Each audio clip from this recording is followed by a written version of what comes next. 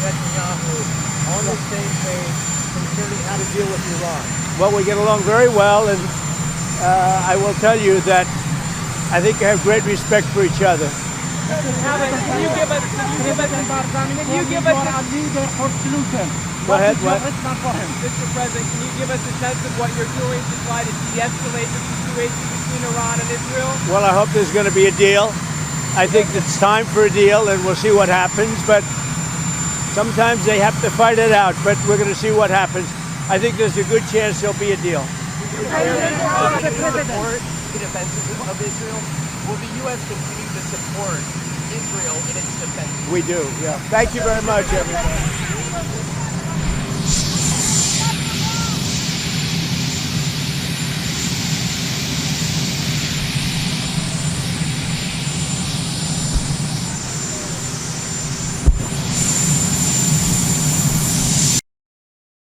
Israel and Iran launched fresh attacks on each other overnight into Sunday, killing scores.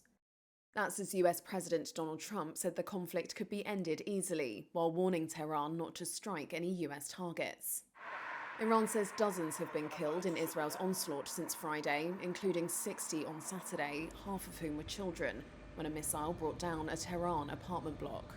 More than a dozen people have been killed in Israel and hundreds injured since Iran launched its retaliatory attacks. On Sunday, Israeli Prime Minister Benjamin Netanyahu visited a residential area in the city of Bat Yam, hit by an overnight Iranian missile onslaught. He watched as rescue efforts searching for missing people buried under the rubble of a collapsed multi-story building continued. Netanyahu said Iran will, quote, pay a heavy price for civilian deaths. The Israeli military has warned Iranians living near weapons facilities to evacuate after both Netanyahu and Trump said Israel's attacks would intensify. Trump has lauded Israel's offensive while denying Iranian allegations that the US has taken part in it. He warned Tehran not to widen its retaliation to include US facilities or interests. In a message on Truth Social, Trump added that the US could, quote, easily get a deal done between Iran and Israel and end this bloody conflict. An Iranian government spokesperson said on Sunday that the country had been ready to hold a sixth round of nuclear talks prior to Israel's initial strikes on Friday. The country's foreign minister has previously said that Iran was acting only in self-defense.